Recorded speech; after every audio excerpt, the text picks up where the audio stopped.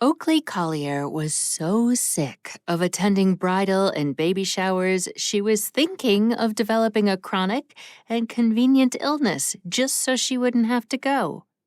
Saying no just wasn't an option. Not for sunny and upbeat Oakley, who ran the town of Darling's social media and knew exactly what was going on, where, and when.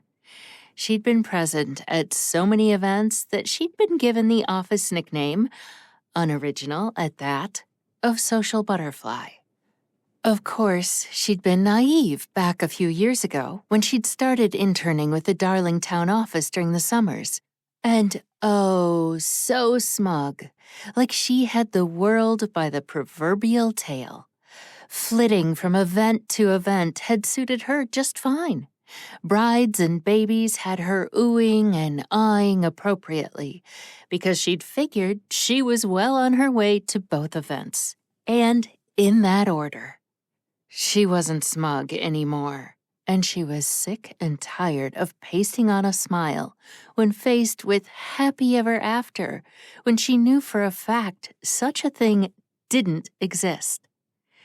She hit the gas and turned onto a back road, heading toward the lake just outside the town. This last shower had been a double whammy.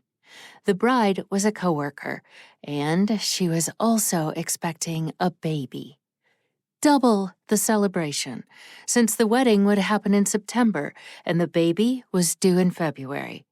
Rebecca was blissfully happy with her blissful husband-to-be and their blissful home, and in 6.5 months, she'd give birth to a blissful little baby Becky or Darren. Black.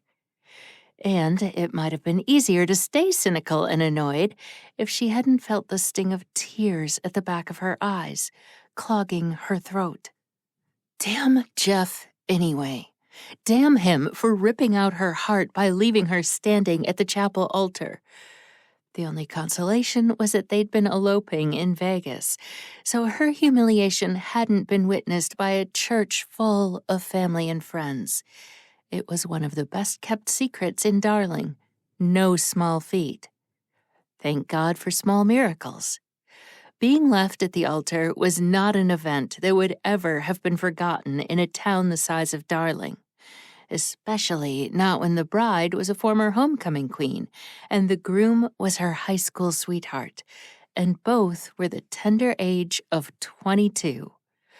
Thankfully, Jeff had disappeared across the country to a new job, and she didn't have to face him ever again. She was 24, young, just embarking on her career and with a world of options ahead of her.